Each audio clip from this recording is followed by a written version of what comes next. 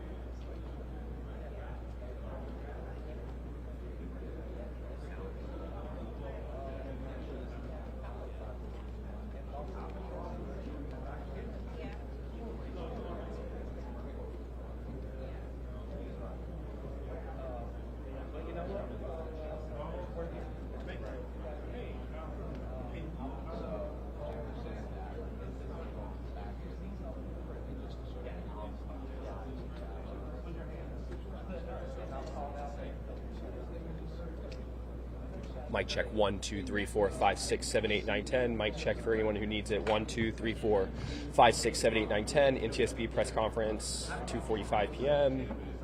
1, 2, 3, 4, 5, 6, 7, 8, 9, 10. You good there, Paul? All right. Everybody good? 1, 2. Good. Good.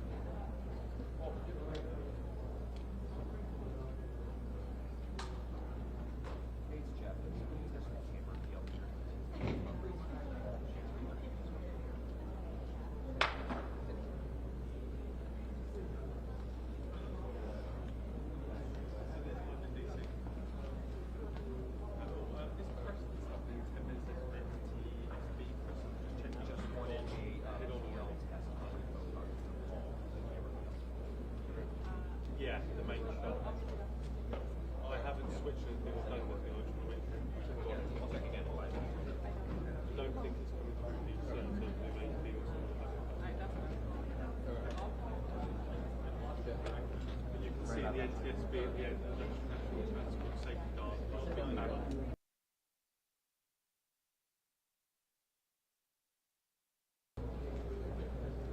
A quick mic check. 1, 2, 3. Quick mic check.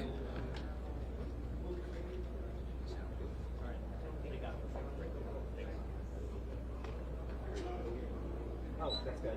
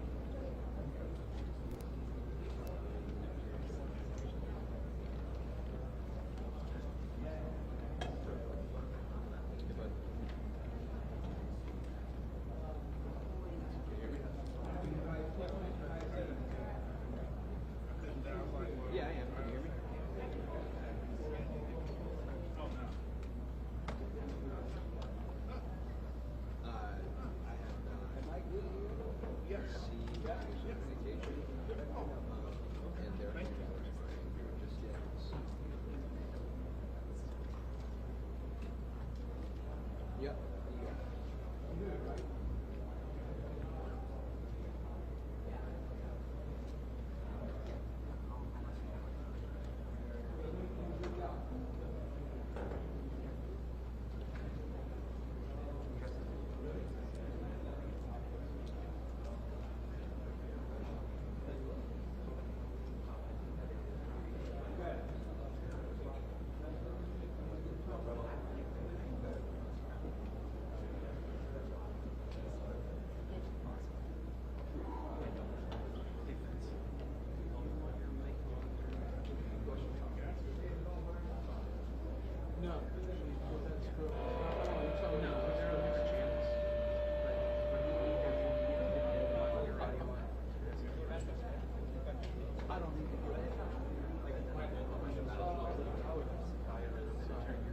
I'd rather not F up the sound. Trust me, I'm loud enough.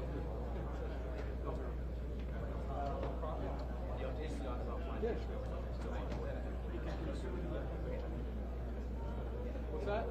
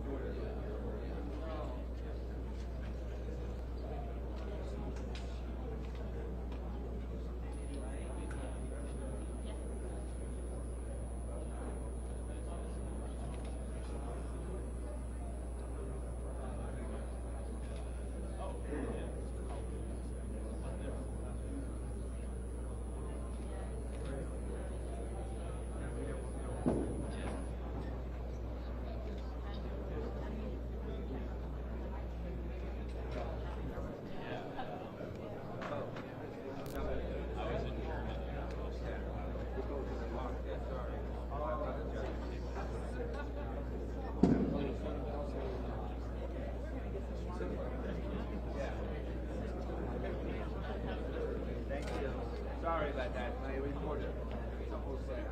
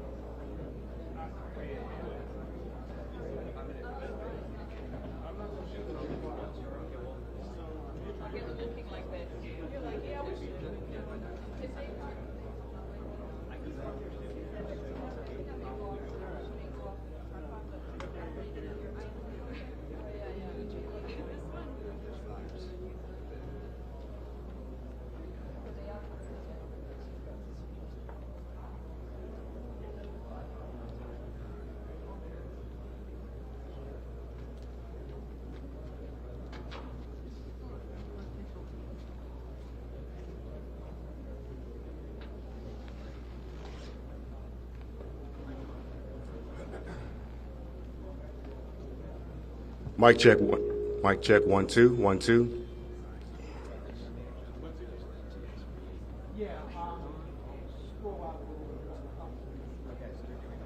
Mic check 1 2 1 2. Mic check 1 2 1 2 3 1 1 1 2 1 2 1 2 1.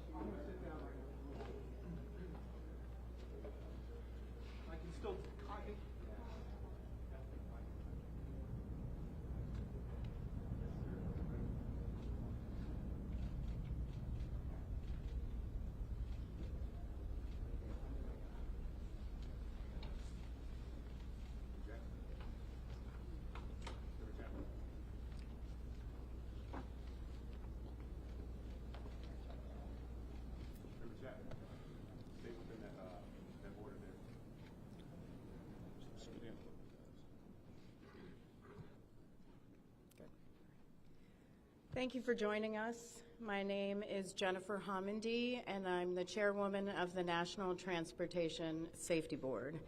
The National Transportation Safety Board is an independent federal agency that's charged by Congress with investigating every civil aviation and serious accident and serious incident in the United States and significant events in other modes of transportation. I want to start by expressing our deepest condolences, our sympathies on behalf of the entire board for those who lost loved ones in this terrible tragedy. Our thoughts, our prayers are with you. Entire communities were affected, and we are thinking of you. With me today is Bryce Banning. Bryce is a senior aircraft accident investigator with the National Transportation Safety Board. He's also going to serve as our investigator in charge of this investigation. Also with me today is the entire board. We have Todd Inman, member Todd Inman. Todd is going to serve as the board member on scene, the spokesperson for this investigation. All of the board members will be here. We have Vice Chairman Alvin Brown, member Mike Graham, who lived in Wichita for 20 years, and we also have member Tom Chapman. The NTSB's headquarters is just a mile from here. And so we are all here because this is an all-hands on-deck event.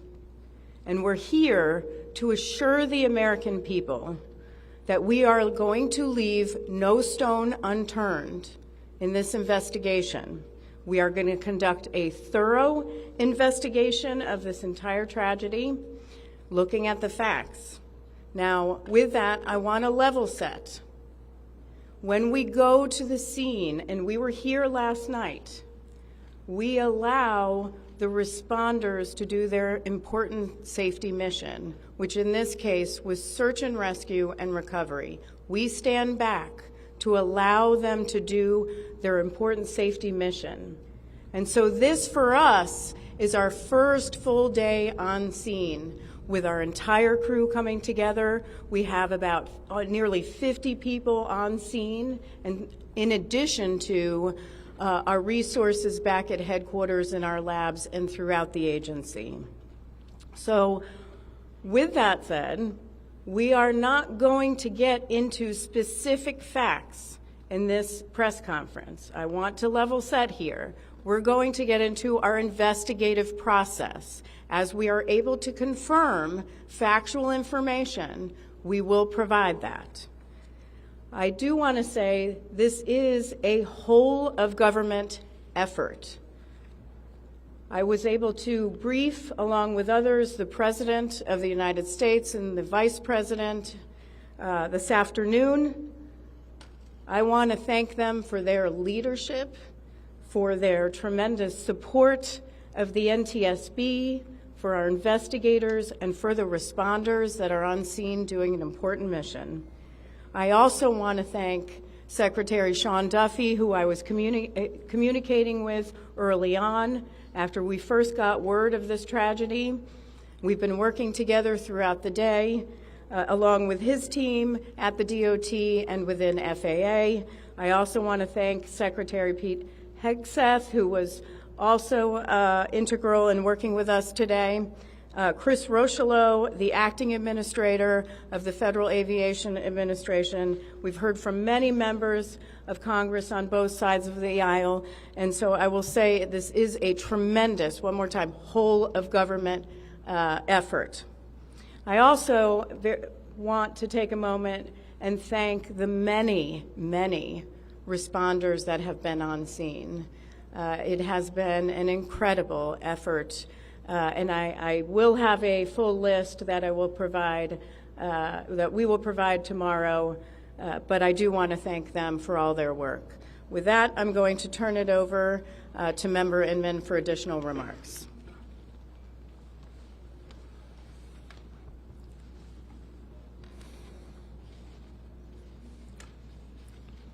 So today is our first full day on scene. Our investigative team will be on scene as long as it takes in order to obtain all of the perishable evidence and all the fact-finding that is needed to bring us to a conclusion of probable cause. Our mission is to understand not just what happened, but why it happened, and to recommend changes to prevent it from happening again. Since we're just beginning our investigation, we don't have a great deal of information to share right now. We will keep you informed by giving regular updates as we learn more. Our intention is to have a preliminary report within 30 days, and the final report will be issued once we've completed all of our fact-finding and investigation. Now, we will not be determining the probable cause of the accident while we are here on scene, nor will we speculate about what may have caused this accident. Today, we will be going and having an organizational meeting and establishing our parties to our investigation. We currently have the following parties that are already identified: PSA Airlines, GE Aerospace, Sikorsky, FAA, NACTA, which represents the air traffic controllers, ALPA, which represents the pilots, Army, AFA, which represents the flight attendants. The Transportation Safety Board of Canada will be an accredited representative under Annex 13 of ICAO. They will be supplemented by MHIRG as a technical advisor. They were previously known as Bombardier. The NTSB offers this party status to those companies, government agencies, and associations that have employees, activities, or equipment involved in the accident. We offer that because they will provide technical expertise and relevant information supporting the development of the best possible factual record. Once they join this investigation, they are not permitted to release documents or talk publicly about the investigation without the consent of the NTSB. So I want to stress this. It is only the NTSB that will provide information related to this investigation, with one exception. Regarding the fatalities that occurred, that notification will be handled by the DC medical examiner. We will not be discussing fatalities or names. That will be handled by them as the proper authority. So we want to talk a little bit about our process. We will analyze the facts and determine the probable cause of the accident, and then issue a report of those determinations.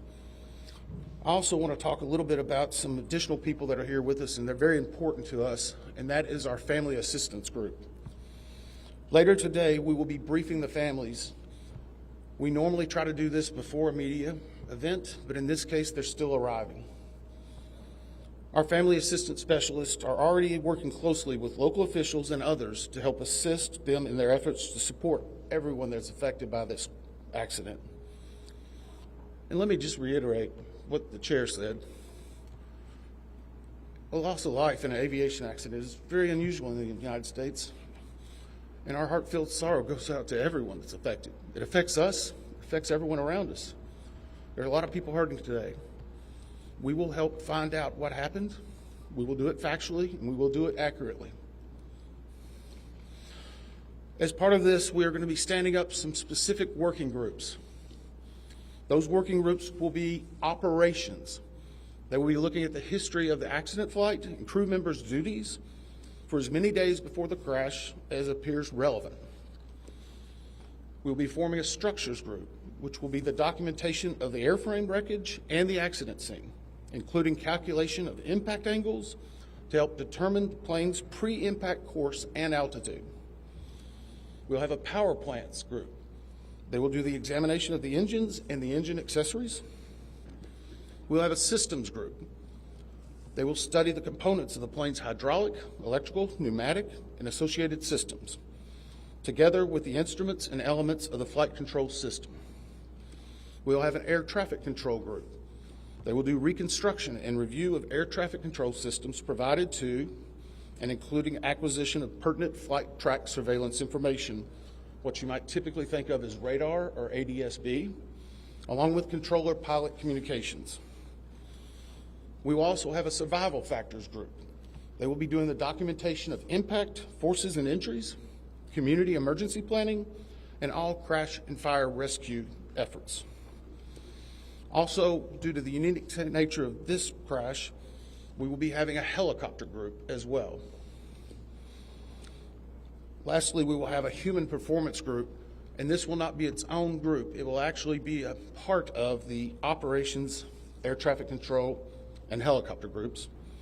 They will study the crew performance and all before the accident factors that might be involved in human error, including fatigue, medication, medical histories, training, workload, equipment design, and work environment. Now we're going to take a few questions, but I will again stress we don't have a lot of information now. We will continue to gather that. We will try to release it as we can, but we will only talk about the facts of the case that we know right now. I'm going to ask, we'll call on a few people. I'm going to ask that you state your name and affiliation. James Matthews from Sky News.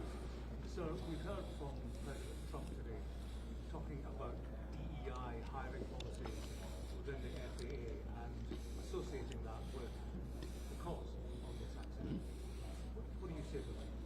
Well, unfortunately, I didn't hear the remarks. I was briefing House and Senate members, but I believe, Chair, would you like to take that? As part of any investigation, we look at the human, the machine, and the environment. So we will look at all the humans that were involved in this accident.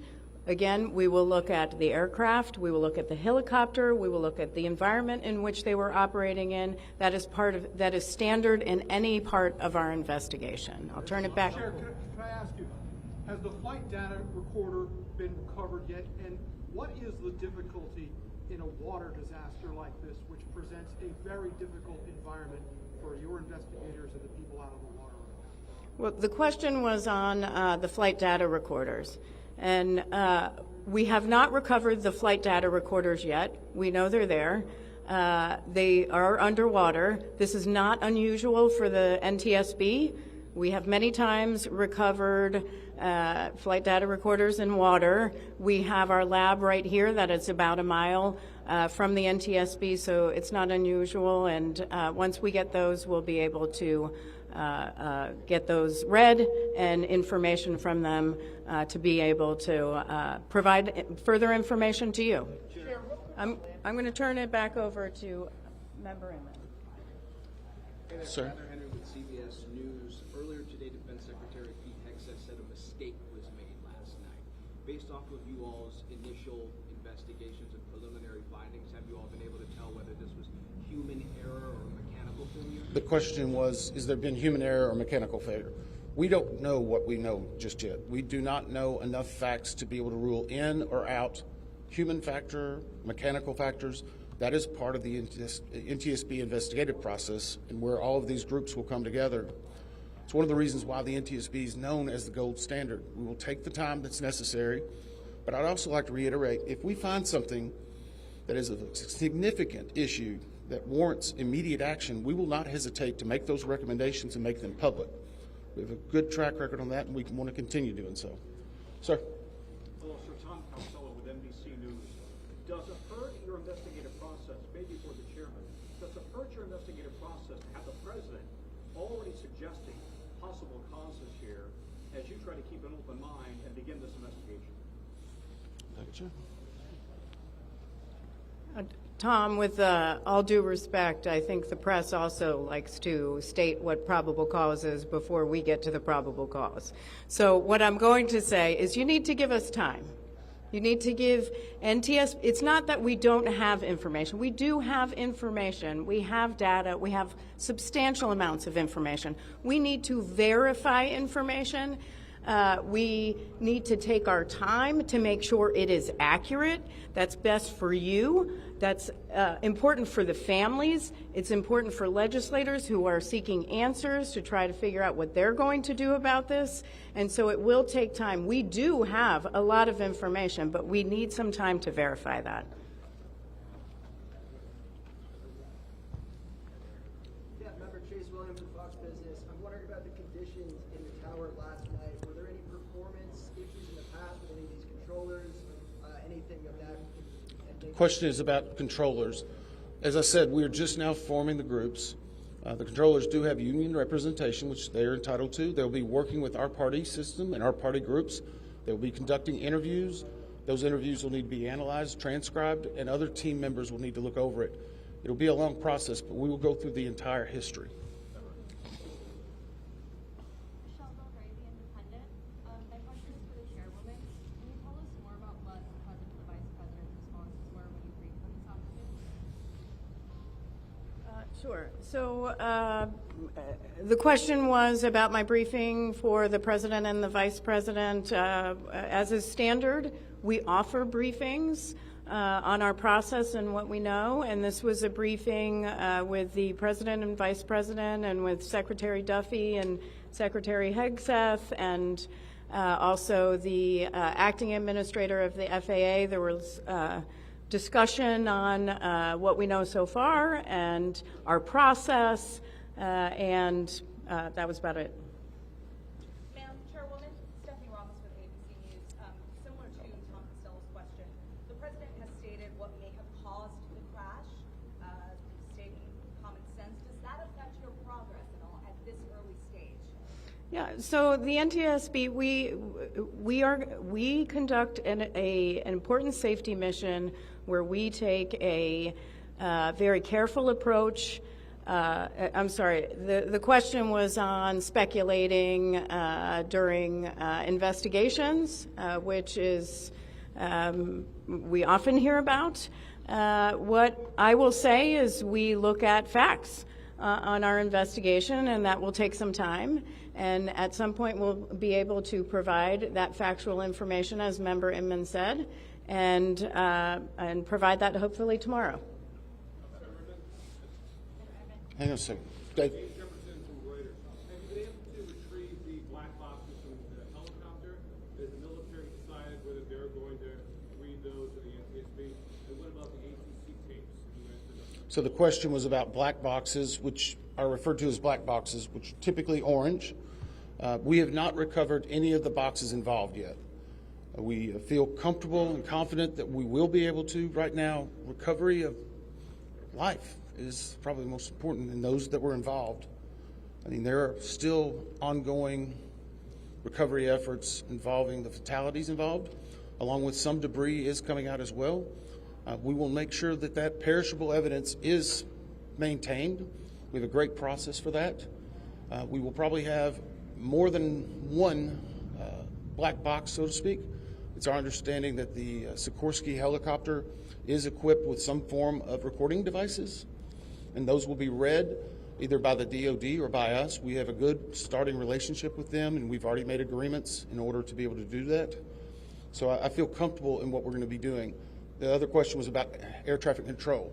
We received a very large package of information from the FAA at about 3 a.m., I believe, this morning. That is still being reviewed and analyzed. I would say there's a lot more information that usually comes in that than what you may find online and people might speculate about.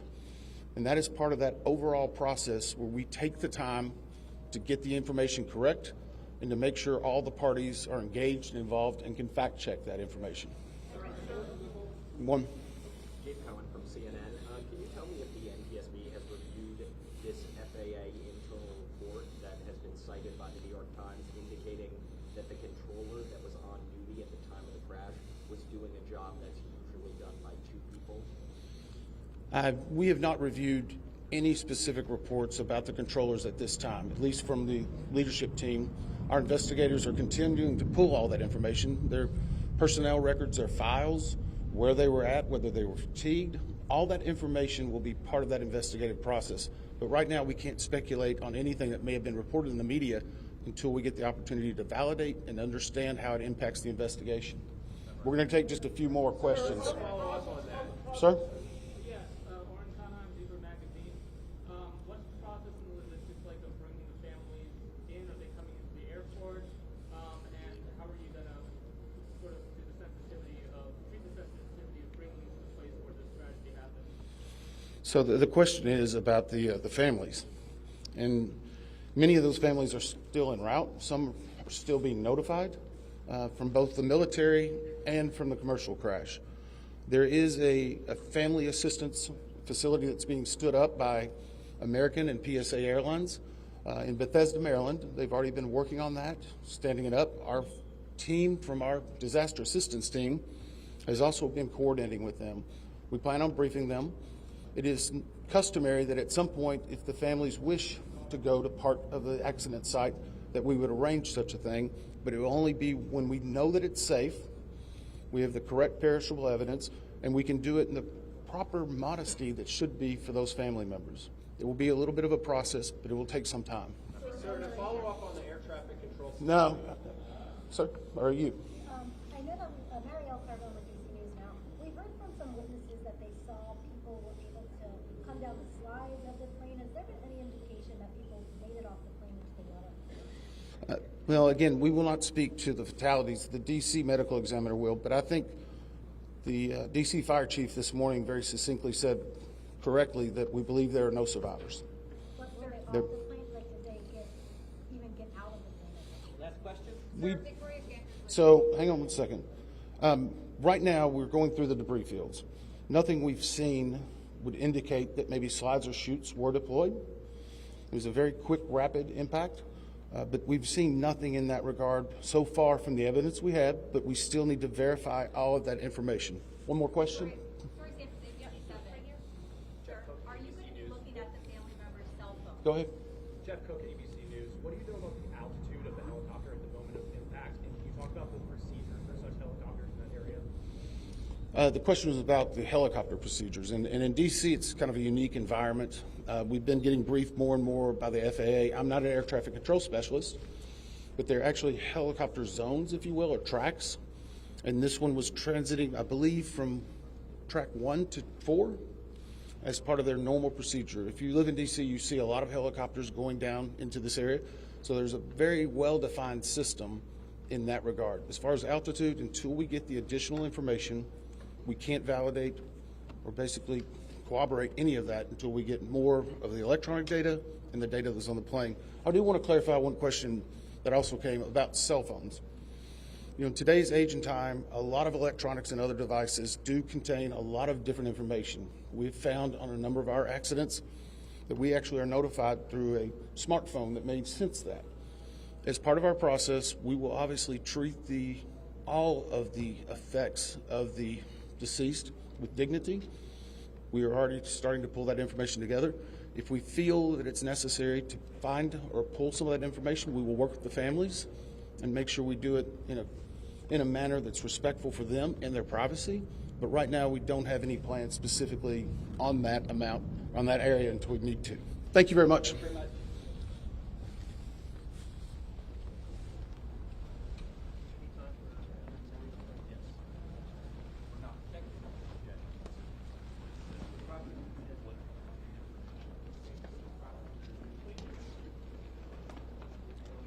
Hi, for further updates on media briefings and other developments, please follow on X or Twitter at NTSB_newsroom. That's where press briefings will be announced. If it's not announced on NTSB Newsroom, that means we are not having one. Oftentimes there are other press conferences during the day, but only NTSB press conferences will be announced on at NTSB_newsroom. As far as we know, this will be the location for the briefings tomorrow, at least. Anything else today? Nothing.